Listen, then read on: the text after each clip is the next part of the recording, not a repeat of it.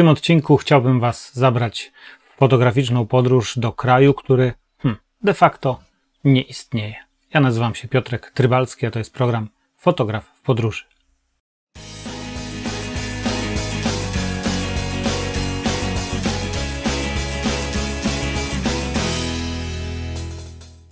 Tym krajem jest Abchazja i rzeczywiście z formalnego, prawnego punktu widzenia, z punktu widzenia prawa międzynarodowego, Abchazja nie istnieje. Jest terytorium, które z jednej strony formalnie zależne jest od Gruzji, z drugiej strony, jeśli chodzi o wpływy i de facto zależność finansową, ekonomiczną, jest już od jakiegoś czasu w kieszeni Rosji. Abchazję odwiedziłem dwukrotnie. Były to podróże reporterskie, których efektem są dwie książki moich przyjaciół, ale o tym myślę, że opowiem w innym odcinku, bo ten odcinek będzie pierwszym odcinkiem, który traktuje o Abchazji, fotografowaniu w Abchazji. Odwiedziłem dwukrotnie, to były wyjazdy związane z czymś totalnie innym, o czym chcę Wam dzisiaj opowiedzieć.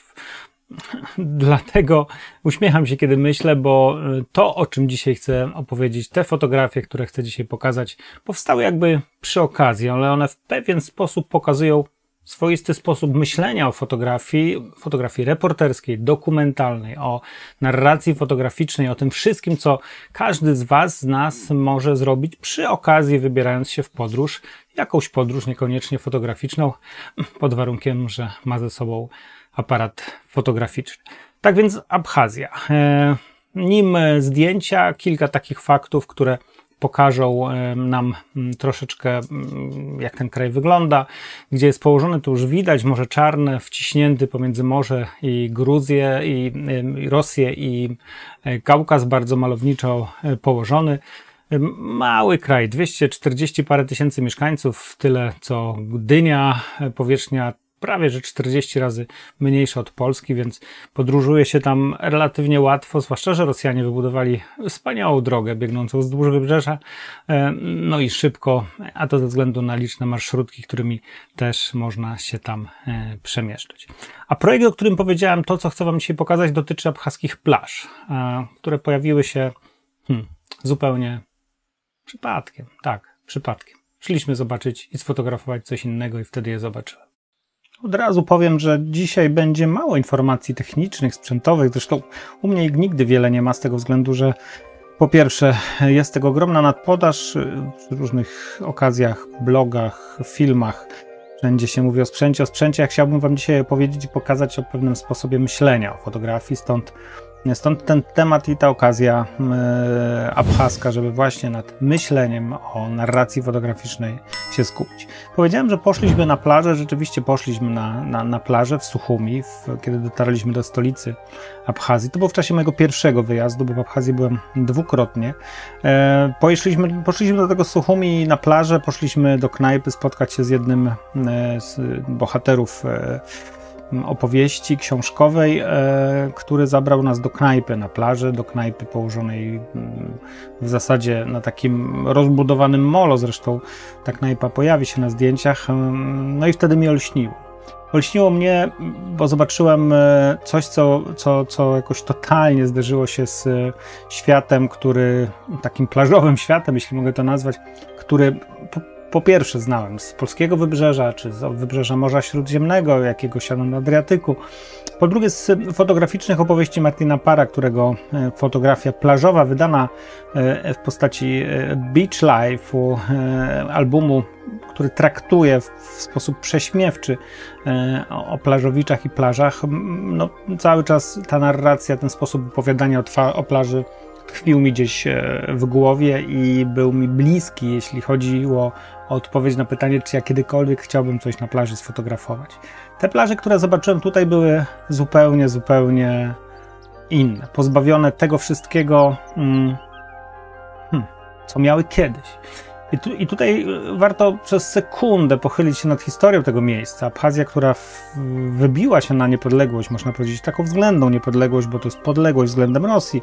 W czasie bratobójczej wojny 1992-1993 kiedy postanowiła wyrwać się ostatecznie z układu gruzińskiego z Gruzją. Ja tu mówię bardzo po opłotkach i bardzo w skrócie z tego względu, że ta historia, począwszy od Greków, Rzymian, Bizancjum, najazdów arabskich, jest bardzo skomplikowana, złożona i tam się wielokrotnie pewne rzeczy zmieniały. Niemniej jednak kultura abchaska była dla mieszkańców tego obszaru, tego regionu na tyle silna i na tyle ważna. Język, kultura ta, która powstała, zapisana, no, żeby pochylić się nad tym i zastanowić się, czy nie chciałoby się przy okazji rozpadu Związku Radzieckiego wybić na niepodległość.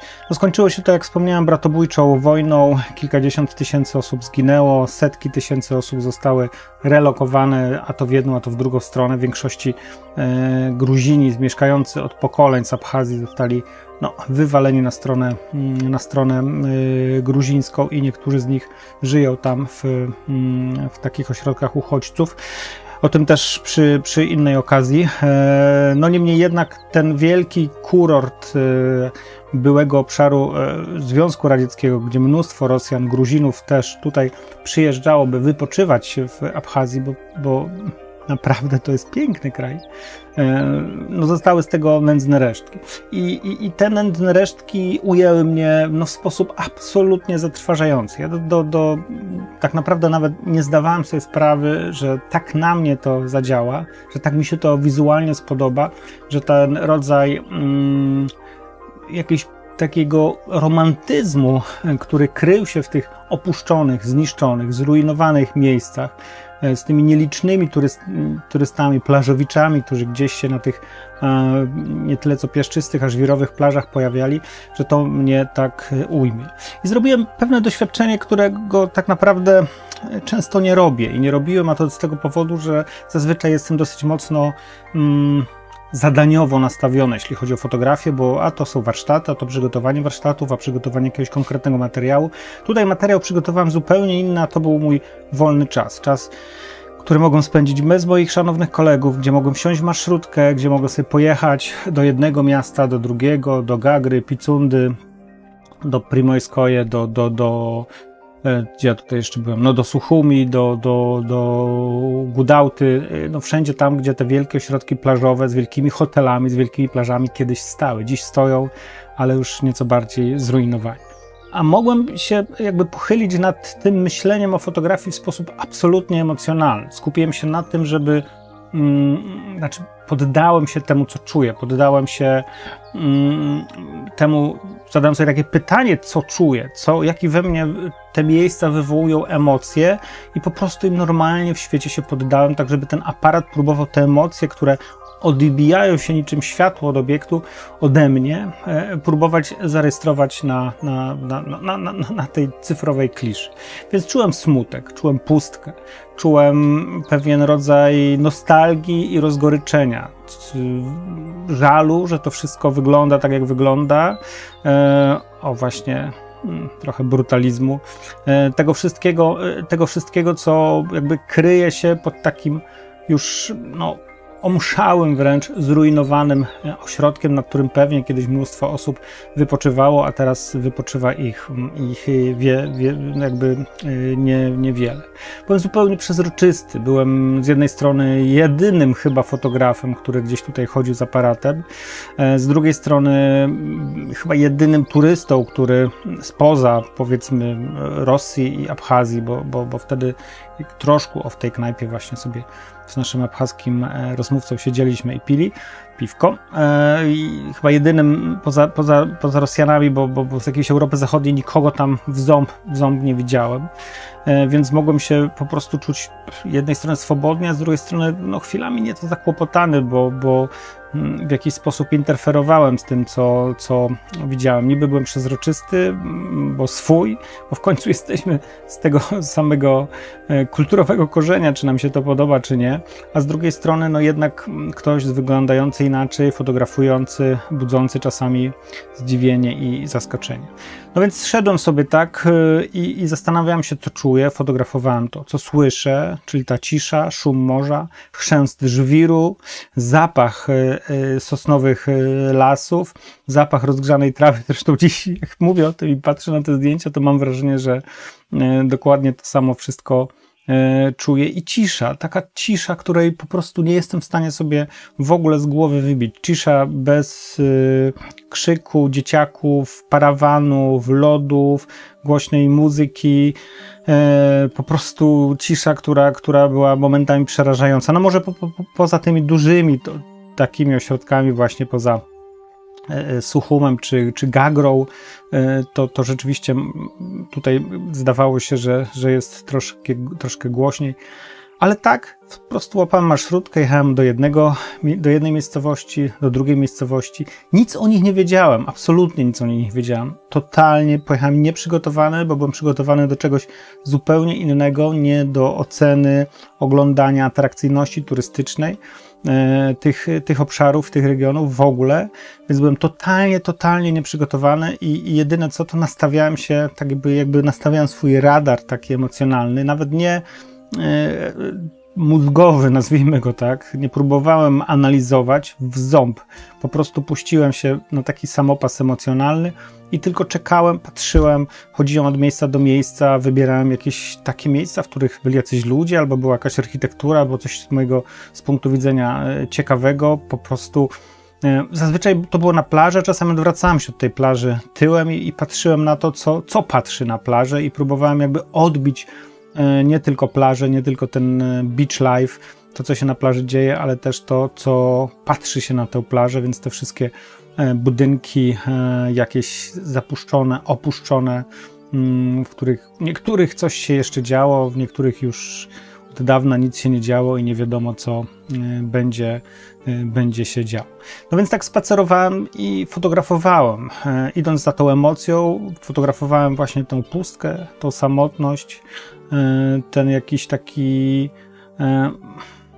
no można powiedzieć, negatywny stan, bo też jakby mając świadomość tego, w jakim stanie ten kraj jest, czego ci ludzie chcą, jak bardzo jest w kieszeni Rosji, jak bardzo zbliżył się do Rosji. Dziś po latach od tego wyjazdu wiemy, że tak naprawdę Abchazja jest już praktycznie częścią Rosji, tak to można powiedzieć. Już jakieś zabiegi natury majątkowej zostały poczynione i w efekcie czego niektóre kurorty stają się kurortami, można powiedzieć, rosyjskimi.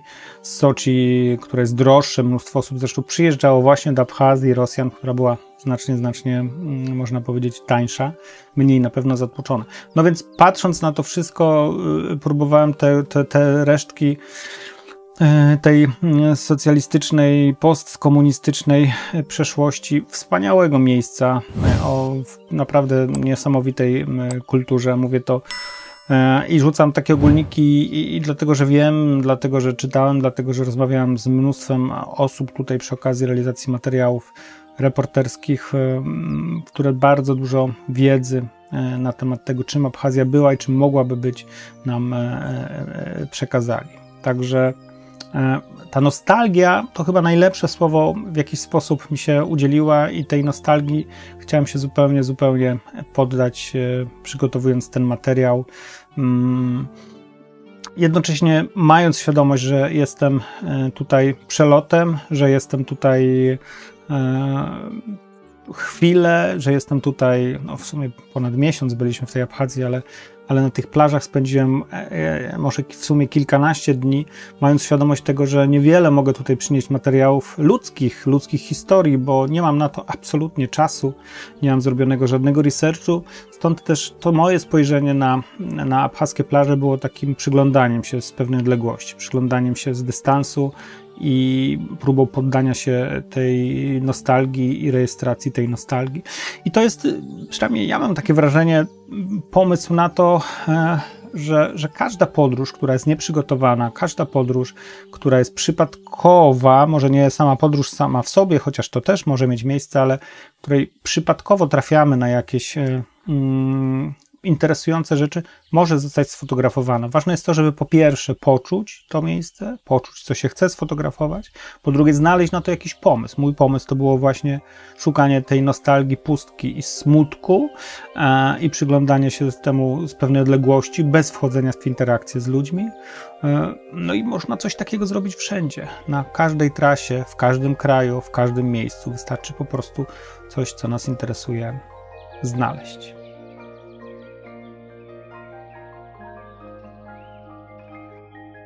A patrząc na to wszystko, co Wam pokazałem z punktu widzenia technicznego, całość została sfotografowana tą wielką kolumbryną. Dzisiaj patrzę na nią jako na wielką kolumbrynę, bo fotografuję mniejszymi aparatami, czyli Nikon D610 z obiektywem 24-70, akurat Sigmy.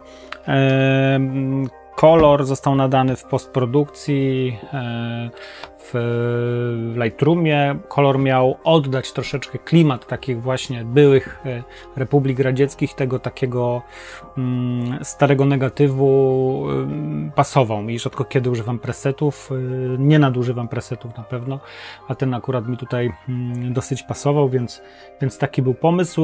Z drugiej strony używam ogniskowych pomiędzy 24 i 50 mm. I gdybym dzisiaj miał zrobić to drugi raz, wziąłbym bardzo mały aparat z obiektywem 35 mm. Im mniejszy, tym lepszy i myślę, że spokojnie bym to sfotografował bez dźwigania ciężkiego sprzętu, to raz, a dwa, może byłbym bardziej przezroczysty i bardziej niezauważony i może te zdjęcia może byłyby bardziej zbliżone, że tak powiem, bo w tak krótkim czasie nie musiałbym aż tak bardzo wypracowywać tych relacji z ludźmi, których tam chciałem fotografować. Tego nie wiem, ale tak sobie myślę, że może z mniejszym aparatem traktowany byłbym, tak jak nie przymierzając w Wenecji przez pozujących. Do zdjęć, kto nie wie, to polecam inne moje filmy, których pokazuję mówię o tym i pokazuję, jak fotografowałem pewne rzeczy, podchodząc do tego na poły technicznie, podchodząc do tego na poły filozoficznie, szukając, czy też próbując znaleźć odpowiedź na pytanie, jak się zachować, jak pracować, żeby nasze zdjęcia właśnie takie narracyjne, reporterskie, wychodziły, żeby coś tam z tych podróży można było więcej przywieźć niż tylko ładne obrazki. W tym odcinku to tyle. Jeżeli Wam się podobało, to bardzo serdecznie zapraszam. Tutaj na dole można dać lajka, kciuczek do góry, subskrybować mój kanał. Co czwartki o 21:00 spotykamy się na spotkaniach live w ramach grupy Fotografowanie w podróży. Do tego też zachęcam. I do zobaczenia w następnym odcinku. Dziękuję.